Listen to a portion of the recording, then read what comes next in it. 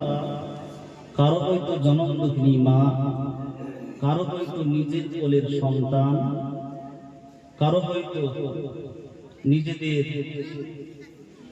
ভাই বোন দুনিয়া থেকে আমাদের বিদায় নিয়ে যারা চলে গেছে, সেই উদ্দেশ্য করে আজকে এই মাহফিল। যে কবরে তারা চলে গিয়েছে তাদের জন্য ইসালে সওয়াব করে আজকে আব্বা আম্মা থাকলে অনেক টাকা পয়সা খরচ করে আব্বা আমাকে একটা প্রসাদ কিনে দিতে পারতাম, কিন্তু আজকে সে আব্বা আম্মা দুনিয়া থেকে বিদায় নিয়ে চলে গিয়েছেন, এখনো পর্যন্ত দুনিয়ার জমিনে ঈমানদার আছে বলে এই রকম মাহফিল গুলোকে কায়েম করছে। তা আমি বলবো আজকের দিনে আমি মা বোনদেরকে বলবো, যেহেতু আজকের মাহফিলটা একদম আলাদা, এখানে জীবনের মরণ এবং বাঁচা দুটো দিক থাকে। তা আজকে আমরা যে মাহফিলে বসেছি, নিজেদের চলে যাওয়া আত্মীয় স্বজনদের দিকে তাকাই, ওনাদেরকে যেন কোনো কিছু আমাদের থেকে কিছু ফায়দা পাই, এটা আমরা চাই কি চাই না বলুন? যে চাই তো নাকি? আমি আপনাদেরকে কোরআন এবং হাদিস দিয়ে প্রমাণ দিয়ে যাবো, কয়েকটা কথা, বেশি নয়।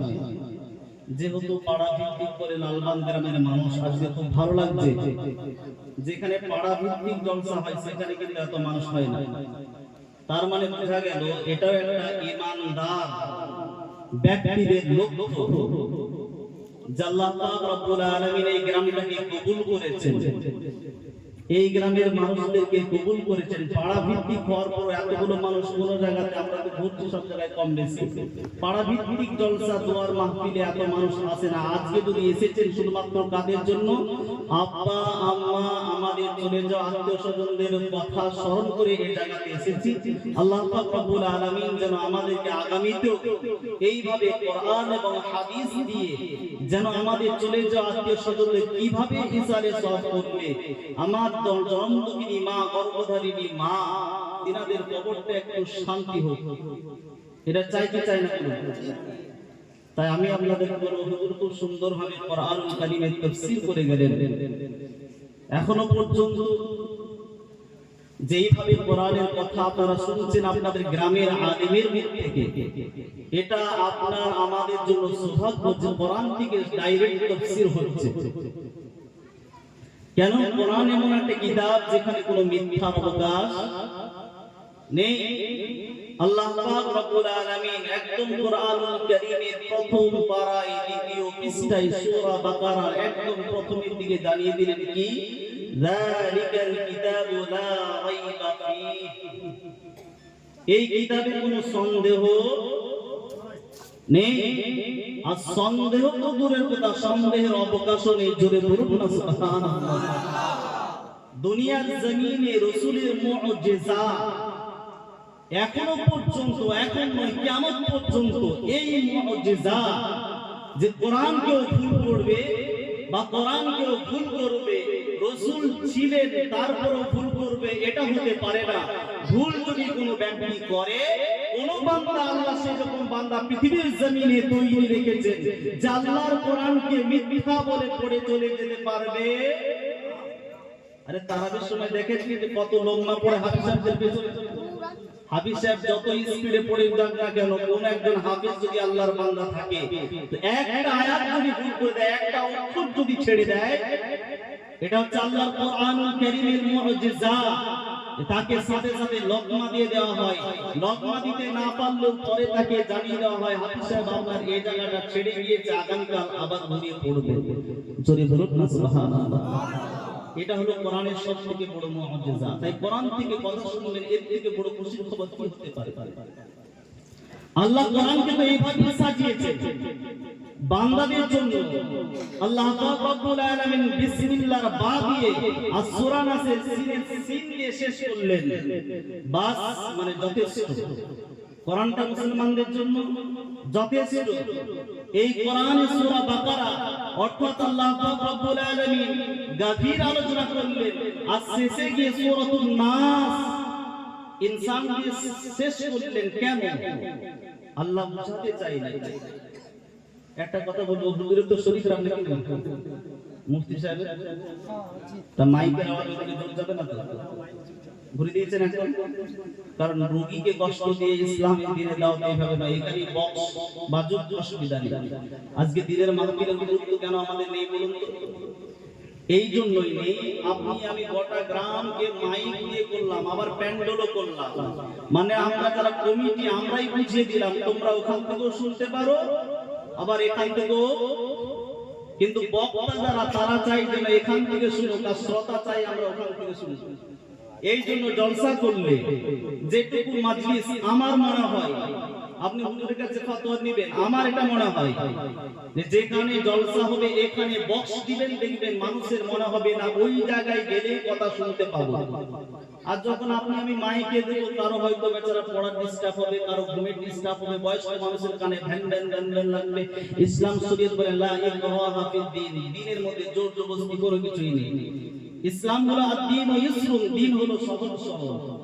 তাহলে এরকম কাজ আমরা করব না, যার কারণে ইসলামের কারণে হয়তো আমাদের মাইকের কারণে যেন কোনো রোগী ব্যক্তির কষ্ট হবে, কোনো বয়স্ক মায়ের কষ্ট হবে, কোনো বয়স্ক মুরব্বী মানুষের কষ্ট হবে, এরকম কাজ করব না। দেখবেন এইসব জায়গায় আপনার দু একটা বক্স দিয়ে দিবেন, দেখবেন মানুষ অটোমেটিক এই জায়গা দিয়ে আসবে।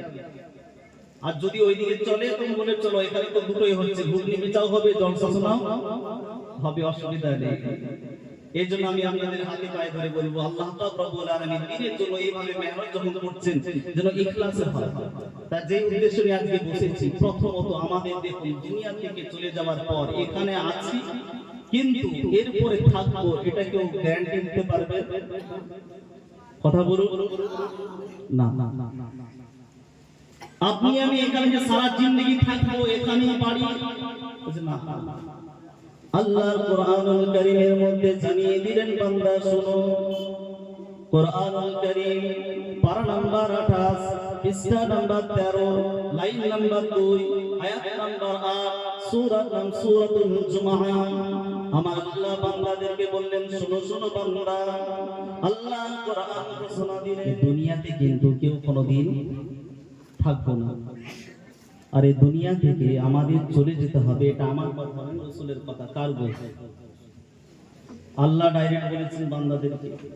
কোরআনের যে আয়াতের প্রমাণ দিচ্ছিলাম সূরাতুল জুমার 8 নম্বর আয়াতে আমার আল্লাহ পাক রব্বুল আলামিন জানিয়ে দিলেন বান্দা, আমার আল্লাহ পাক জানালেন বান্দা শোনো, কুল ইন কুনতুম তুহিব্বুকুল ইন্নাল মাউতাল্লাযী তাফিররুনা মিনহু। কুল নবী আপনি বলুন। কোরআনুল কারীমে যত জায়গায় কুল বলা হয়েছে, কফ লাম কুল মানে হচ্ছে নবী বলুন, এই কুল মানে বলো।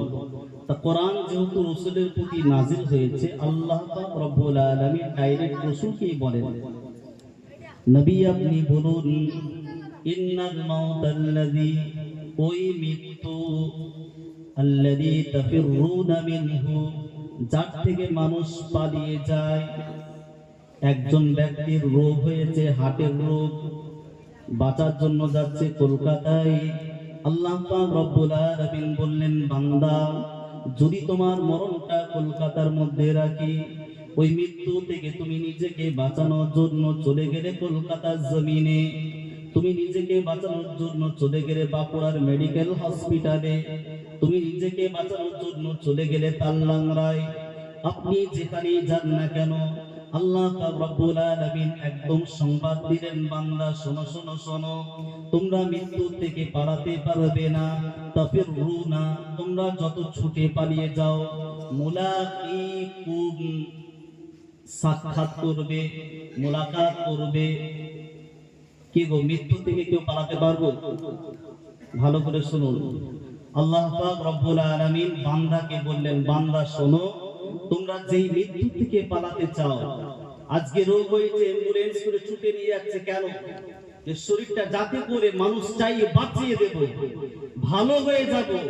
আমার আল্লাহ বললেন না বান্দা, আমি যদি মৃত্যুর সাথে তোমার একদম মৃত্যু লিখে রাখি, ওই মৃত্যু তোমার সাথে মুলাকিকুম, তোমাদের সাথে সাক্ষাৎ করবে। সাক্ষাৎ করার পর সুম্মা তুরাদ্দুনা ইলা আলিমিল গায়ব, সুম্মা পুনরায় তুরাদ্দুনা, ঘুরিয়ে নিয়ে যাবে। কি বললেন? ঘুরিয়ে নিয়ে যাবে ইলা আলিমিল গায়ব, আলিমুল গায়বের কাছে, অর্থাৎ আল্লাহর কাছে ঘুরিয়ে নিয়ে যাবে।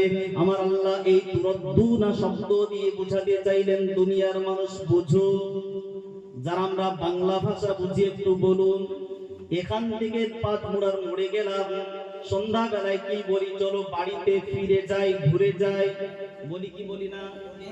হ্যাঁ, ঘুরে যাই মানে কি, যেখান থেকে আসলাম আমার গন্তব্যস্থলে আবার ফিরে যেতে হবে। রাত্রি হয়ে গেছে, বাড়িতে ঘুরে যেতে হবে, ফিরে যেতে হবে। আমার আল্লাহ বললেন, বান্দা শোনো, তোমরা মৃত্যু থেকে পলায়ন করতে পারবে না। যুবক, তুমি তোমার রক্তের গরম দেখাও ছোট, আমি আল্লাহ তোমাকে বলে দিলাম, তুম্মা তুরাদ্দুনা ইলা আলিমিল গায়ব, তোমাকে ঘুরিয়ে নিয়ে যাওয়া হবে। তার মানে মৃত্যু যখন তোমাদের সাথে দেখা করবে, এই মালাইকা ফেরেশতা যখন আজরাইল যখন দেখা করবে, তোমাকে দেখা করার পর ঘুরিয়ে নিয়ে যাবে। তার মানে বুঝিয়ে দিলেন আমার আল্লাহ, আমরা কোন না কোন এক জায়গায় এসেছি, যেখান থেকে এসেছি ওখানে ঘুরিয়ে নিয়ে যাবে। আমার আল্লাহ পরিষ্কার ভাবে বললেন, বান্দা তোমাদেরকে ঘুরিয়ে নিয়ে যাবে ওই জায়গাতে। অর্থাৎ দুনিয়াতে আমরা চিরস্থায়ী কেউ নয়, ক্ষণস্থায়ী জিন্দেগি। এখানে যতটুকু পারবো ইবাদত করে কাটাবো। কি করে কাটাবো? হ্যাঁ, আল্লাহর কোরআন প্রমাণ দিলেন। কোরআনুল কারীম পারা নাম্বার 29, পৃষ্ঠা নাম্বার 1, লাইন নাম্বার 2, সূরা মুলকের মধ্যে, সূরাতুল মুলকের মধ্যে আল্লাহ জানালেন, আল্লাযী খালাকাল মাউতা ওয়াল হায়াতা লিয়াবলুয়াকুম আইয়ুকুম আহসানু আমালা। আমার আল্লাহ বললেন, বান্দা শোনো, আমি প্রথমেই একটা ঘোষণা দিলাম কোরআনের মধ্যে, আল্লাযী খালাকাল মাউত, আমি মৃত্যুকে সৃষ্টি করলাম। বলুন, আগে আল্লাহ হায়াত বানায়নি, কি বানিয়েছে গো? মৃত্যুকে বানিয়েছে। আজকে আপনি আমি আজকে যেহেতু এটা উদ্দেশ্য কবরবাসীদের রূহের মাগফিরাতের ইসালে সওয়াব, আমি এই জন্য মৃত্যু থেকে নিয়ে একদম কিয়ামতের ঘটনা পর্যন্ত হাদিস কোরআন দিয়ে বুঝিয়ে যাব, ভালো করে একটু শুনবেন। আল্লাহ প্রথমত আমাদেরকে কি সংবাদ দিলেন? বান্দা তোমরা যেই মৃত্যু থেকে পালিয়ে যাবে, এই মৃত্যু থেকে কোনোদিন পালাতে পারবে না। তুমি আলেম হও, মাওলানা হও, মুফতি হও, মুহাদ্দিস হয়ে যাও না কেন, আর একজন জামাতের আমির হও না কেন, বড় মুবাল্লিগ হয়ে যাও না কেন, বড় পীর কুতুব দরবেশ হয়ে যাও, তোমার সাথে কিন্তু মৃত্যু একদিন না একদিন সাক্ষাৎ করবে। মানুষের মনে প্রশ্ন জাগতে পারে, কিভাবে সাক্ষাৎ করবে? আমার আল্লাহ বলছে, বান্দা এই সূরা মুলকের মধ্যে প্রথম এই দ্বিতীয় নাম্বার আয়াত আমি তোমাদের জানালাম, আমি মৃত্যুকে প্রথম সৃষ্টি করেছি। কাকে? মৃত্যুকে। ওয়াল হায়াত, তারপরে আমি আল্লাহ হায়াতকে সৃষ্টি করলাম। কেন সৃষ্টি করলাম? বান্দা শোনো, লিয়াবলুয়াকুম, তোমাদের পরীক্ষা দেব। কি নেবে? কি নেবে? পরীক্ষা নেবে। আইয়ুকুম, তোমাদের মধ্যে কে, কোন ব্যক্তি আহসানু আমালা, সবথেকে উত্তম আমল করবে। আল্লাহ বলেননি আকসারু আমালা। 1 বছর জামাতে যাও, 4 মাস চিল্লা লাগিয়ে দাও, সাল লাগিয়ে দাও, হাজার হাজার রাকাত নামাজ পড়ো না। আমার আল্লাহ বললেন আহসানু আমালা, ভালো আমল। কি আমল?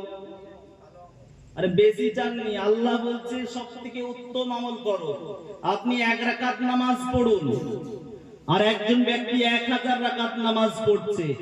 এই 1 রাকাত যেই ব্যক্তি নামাজ পড়ছে, এই নামাজ পড়ার সময় নিজে মেসওয়াক করলো, 3টে সুন্নাত ওযুর, প্রত্যেকটা সুন্নাতকে আদায় করার পর খুশু খুজুর সাথে জামাতের সাথে সুন্দরভাবে নামাজ পড়লো।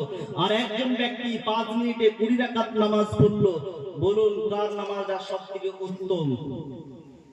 যেই ব্যক্তি 1 রাকাত বা 2 রাকাত পড়লে একটু সময় দিয়ে। কেন?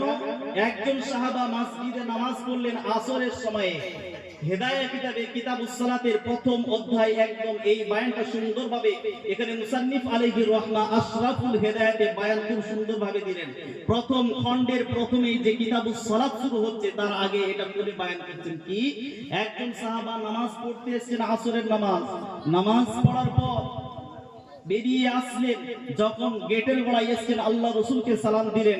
আল্লাহ রাসূল বলেন ইরজি, ঘুরে যাও, ফাসাল্লি, পুনরায় নামাজ পড়ো, ফাইন্নাকা লাম তুসাল্লি, কেননা তোমার নামাজটাই হয়নি। রাসূল ফতোয়া দিলে আর বলুন আপনি আমি কি করব, ঘুরিয়ে পড়বো কি পড়বো না?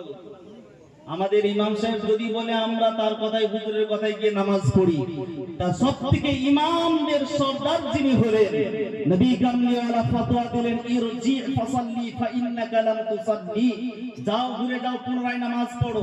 নামাজ পড়লেন, আবার ফিরে আসলেন, সালাম দিলেন, রাসূল বললেন যাও, একই কথা, ইরজি ফাসাল্লি ফাইন্নাকা লাম তুসাল্লি, ঘুরে যাও, নামাজ পড়ো, কেননা তোমার নামাজটাই হয়নি। এইভাবে তিনি 12 রাকাত নামাজ পড়ার পর হুজুরকে বললেন হুজুর আপনি আমাকে একটু নামাজটা শিখিয়ে দিন, আমি নামাজ এইভাবেই পড়ি। কত রাকাত পড়েছিল? 12। আল্লাহ রাসূল বললেন তুমি খুশুর সাথে 1 রাকাত নামাজ পড়ো, তাড়াহুড়ো করে নয়, ধীরে সুস্থে নামাজ পড়ো। এই জন্য আমার আল্লাহ বলেন বান্দা সারা জিন্দেগি রোজা রাখবে।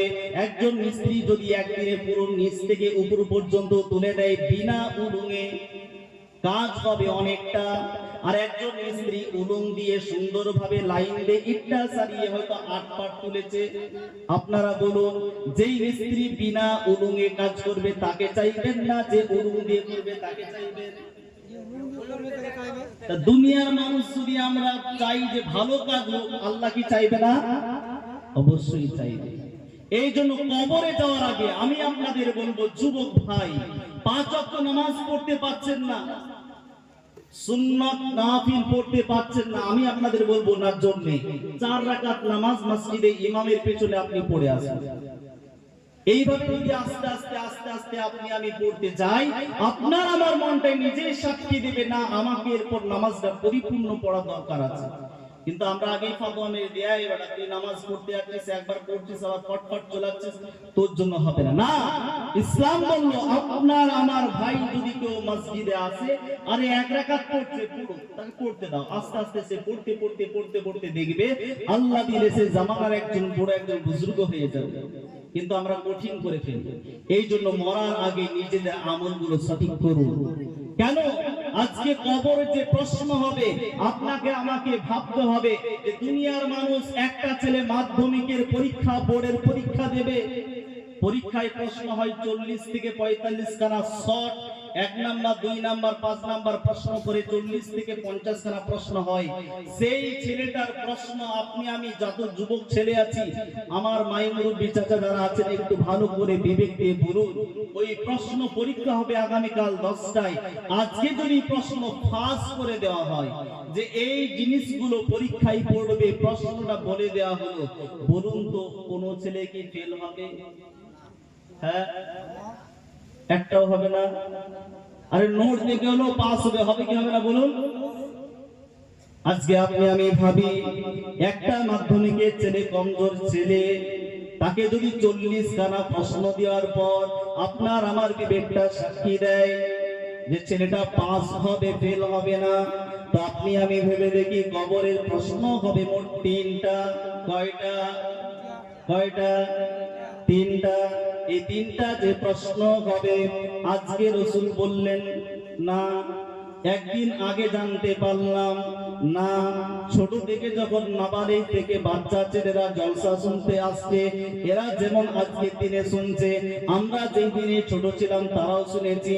আমার দাদুরা শুনে চলে গিয়েছে, তার দাদু দুনিয়া থেকে চলে গিয়েছে।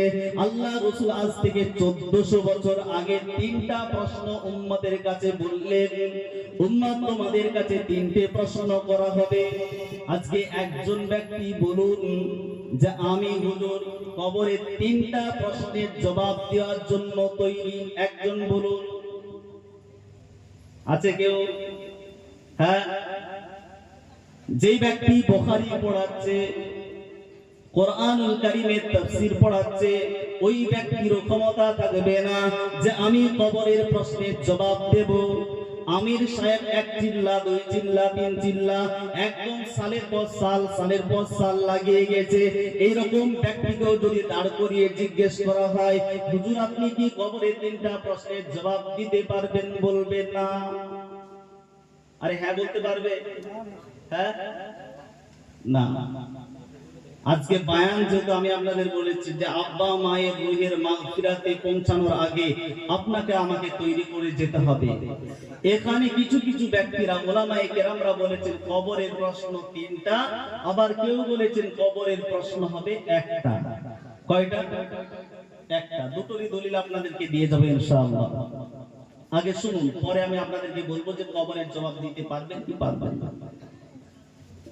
সহিহ বুখারীর খণ্ড নাম্বার 1, এই খণ্ড নাম্বার 1 এর 1374 নম্বর হাদিসের বর্ণনা।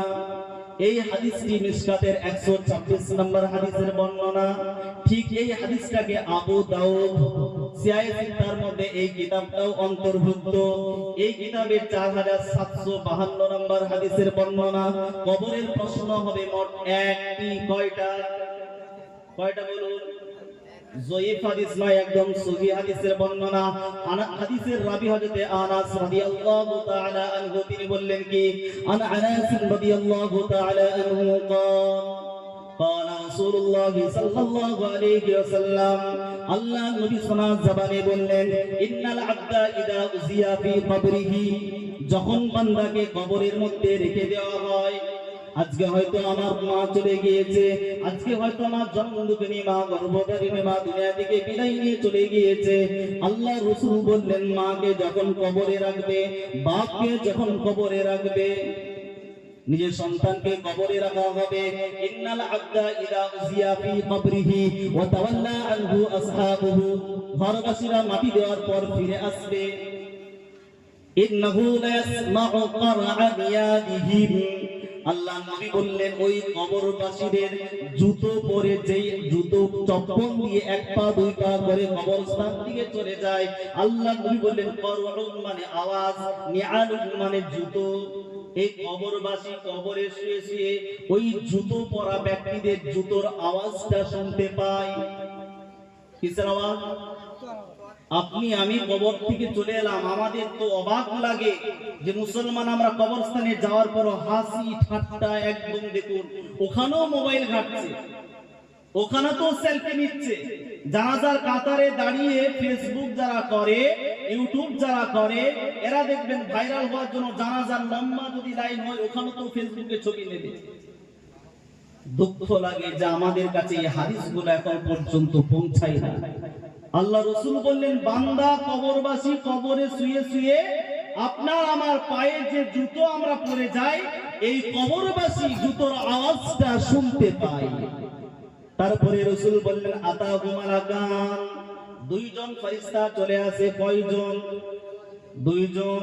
এই 2জন ফেরেশতা এসে পাইবে বিদাদিহি, একদম কুলে বস করিয়ে দেয়।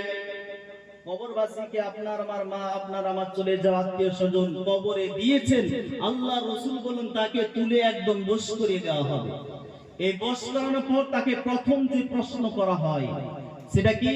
আল্লাহ রাসূল বললেন মা কুনতা তাকুলু ফি হাযার রাজুল, এই ব্যক্তি তুমি বলো, হাযা মানে এই সামনের ব্যক্তি যারা সামনে বসে আছেন, এই ব্যক্তি তুমি বলো হাযার রাজুল লি মুহাম্মদ সাল্লাল্লাহু আলাইহি ওয়াসাল্লাম, আল্লাহ রাসূল সাল্লাল্লাহু আলাইহি ওয়াসাল্লামকে প্রত্যেকটা মুসলমানের কবরে নিয়ে এসে বলবে এই যে ব্যক্তি কবরে দেখতে পাচ্ছ মুহাম্মদ নাম ধরে বলবে, এই মুহাম্মদ সম্পর্কে তোমার ধ্যান ধারণা কি?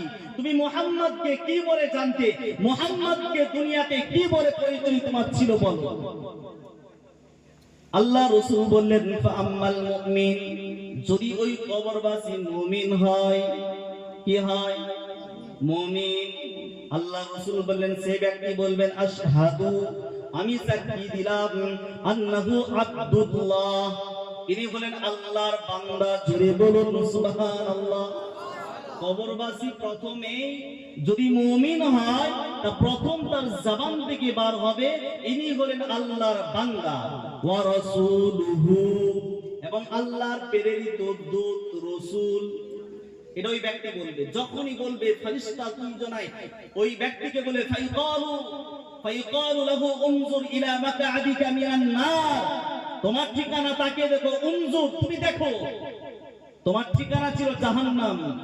কতক্ষণ? যতক্ষণ না পর্যন্ত তুমি সওয়ালের জবাব দিলে। এই ব্যক্তিকে বলার আগ পর্যন্ত তুমি একবার তাকিয়ে দেখো, তোমার ঠিকানা কিন্তু জাহান্নাম ছিল। قد أبدلك الله به مقعدا من الجنة। আল্লাহ নবী, দয়ার নবীকে যখন চিনে গেলে, আল্লাহ পাক রব্বুল আলামিন তোমাকে কবরের মধ্যে এই জাহান্নামের পরিবর্তে আমার আল্লাহ জান্নাত দিয়ে দিল। জোরে বলুন না সুবহানাল্লাহ। তাহলে কবরে গিয়ে নবীকে চিনবে কারা? মুমিন হবে যারা। মুমিন কারা? কুরআনুল কারীম পারা নাম্বার 9 সূরা আনফালের 2 নম্বর আয়াতে আল্লাহ বললেন, ইন্নামাল মুমিনুনা আল্লাযীনা ইযা যুকিরাল্লাহু ওয়াজিলাত কুলুবুহুম। মুমিন হবে তারা, আল্লাহর কথা যখন শুনবে তাদের অন্তরটা কেঁপে যাবে, অন্তরটা কাঁপবে। আজকে বলুন, যতই মসজিদে আজান হোক না কেন, একবার, দুইবার, তিনবার, চারবার, পাঁচবার, ছয়বার করে একটা শব্দ বলা হয়, আল্লাহু আকবার। আমাদের কার অন্তর কাঁপে বলুন? হ্যাঁ, কাঁপে। পরিপূর্ণ ঈমানদার আমরা হতে পারিনি, পরিপূর্ণ মুমিন নয়। আল্লাহ বললেন সেই হলো মুমিন। আল্লাহ নিজে বলেন, ইন্নামাল মুমিনুনা আল্লাযীনা ইযা যুকিরাল্লাহু, যখন আল্লাহ জিকির করা হবে, আল্লাহর নাম নেওয়া হবে, ওয়াজিলাত কুলুবুহুম। এই ওয়াজিলাত শব্দের ব্যাখ্যা তাফসীরে মাআরিফুল কোরআন বা তাফসীর ইবনে কাসির খুলে দেখুন, তিনটা ব্যাখ্যা দেওয়া হয়েছে। একটা হলো বান্দার অন্তরটা কাঁপবে। যদি এটাও না হয়, বান্দার শরীরে যে লোমগুলো আছে, আমাদের দেখবেন যখন ভয় হয়, রাত্রে বেলায় কোনো দিকে রাস্তায় পেরিয়ে যায়, একা কবরস্থান বা যে কোনো একটা জঙ্গলে একা পেরিয়ে গেলে ভয় লাগলে দেখবেন শরীরের লোমগুলো দাঁড়ায় কি দাঁড়ায় না? আরে আল্লাহর নাম শুনে মুসলমানের এই রকম লোমটাও দাঁড়ানো দরকার ছিল। এটাও একটা ভয়ের আলামত। যদি সেটাও না হয়, মনের মধ্যে হবে, না জানি আল্লাহ আমাকে কবে ডেকে নেবে, না জানি আমি আল্লাহর কাছে কিভাবে মুখটা দেখাবো, এটাও দরকার ছিল। আর যদি আমাদের এই তিনটের একটাও না হয়, আপনাকে আমাকে ভাবতে হবে আমরা পরিপূর্ণ ঈমানদার হতে পারলাম না। আল্লাহ পাক রব্বুল আলামিন আমাদের সকলকে যেন পরিপূর্ণ ঈমানদার হওয়ার তৌফিক দান করেন। সকলে বলি আল্লাহুম্মা আমিন।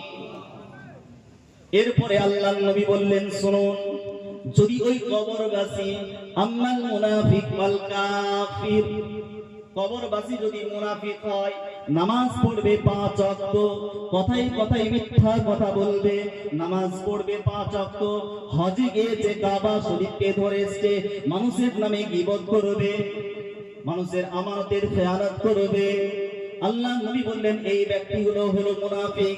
যতই লম্বা টুপি পরুক না কেন, যতই সুন্দর জুব্বা পরুক না কেন, আল্লাহ নবী বললেন যতই বাপি চুল রাখো, যতই পাগড়ি তুমি ব্যবহার করো, যতই সেন্ট তুমি ব্যবহার করো, তোমার ব্যবহার যদি মিথ্যা হয়, কথাই কথাই যদি মিথ্যা কথা বলো, তাহলে তোমার মতো বান্দা যতই নামাজ পড়ুক, তোমার মতো বান্দা কাবা ঘরে গিয়ে যদি প্রত্যেকটা সময় কাবাতে চুম্বন দেয়, আল্লাহ নবী বললেন কবরে গিয়ে আমি মুহাম্মদকে তুমি চিনতে পারবে না, তোমার জবাবটা হবে কি? আল্লাহ নবী বললেন ওই ব্যক্তিকে যখন বলা হবে মা কুনতা তাকুলু ফি হাদার রাজুল লি মুহাম্মাদিন, কবরবাসী যদি মুনাফিক বা কাফির হয়, তাকে যখন তুলে বশ করে দেওয়া হবে, জিজ্ঞাসা করা হবে বলো এই ব্যক্তিটাকে, মুহাম্মদকে, মুহাম্মদ সাল্লাল্লাহু আলাইহি সাল্লামের ব্যাপারে ধ্যান ধারণা কি? সে বলবে ফায়াকুলু লা আদরি, লা আদরি, আমি কিছুই জানি না, আমি কোনো কিছুই জানি না, কুনতু আকুলু মা ইয়াকুলুন নাস, লোক যেটা বলেছে সেটাই করেছি, লোক বলেছে মুসলমানি দেওয়ার পর মিলাদ করতে হবে করেছি, লোক বলেছে ওলিমার পর মুসল্লিদেরকে খাওয়াতে হবে করেছি, লোক বলেছে জুম্মার দিনে খাওয়াতে হবে করেছি, লোক যেটা নিষেধ করেছে এটা চলবে না করি না, লোক বলেছে করো তো করেছি। আরে আমাদের জব এরকম হয় না যে আমরা বলবো আম মানুষ আমরা কিছুই জানি না, বলে না হুজুর আমরা কিছু জানি না, কিন্তু জানি না বললে আল্লাহ ছাড়বে না। কেন? ইবনে মাজাহ 224 নম্বর হাদিসের বর্ণনা, আল্লাহ নবী বললেন প্রত্যেকটা মানুষ যা আমরা তলাবুল ইলমি ফরিদাতুন আলা কুল্লি মুসলিমিন, প্রত্যেকটা মুসলমান এতটা ইলম অর্জন করো যেটা থেকে তুমি হারামকে চিনতে পারবে, হালালকে জানতে পারবে। বলুন, আর কোন রাস্তা থাকবে আমাদের? হ্যাঁ, না, কোন রাস্তা থাকবে না। কেন? রাসূল তো বারবার ঘোষণা দিয়েছেন, অপর দিকে একদম জানিয়ে দিলেন। মিশকাতের 158 নম্বর হাদিসের বর্ণনা, বাল্লিগু। একজন ব্যক্তি বলছে হুজুর জানি না, আর একজন ব্যক্তির কাছে আছে বলছে আমার পৌঁছানোর সময় নেই। আল্লাহ নবী কত সুন্দর দিনকে সহজ করলেন। বান্দা শোনো, এক ব্যক্তি জানে না আর এক ব্যক্তি জানে। একে বললেন তুমি খোঁজো, একে রাসূল বললেন তুমি দাও। আর আজকে আপনি আমি কি করি গো, এই মিলাদের মাহফিলে যখন ডাকেন আমরা তখন দাওয়াত দিই, আলেমটা তো আগে আমরা ধরা খেয়ে যাবো। কি আবু হুরায়রা রাদিয়াল্লাহু তাআলা আনহুর কাছে ভালো করে শুনুন।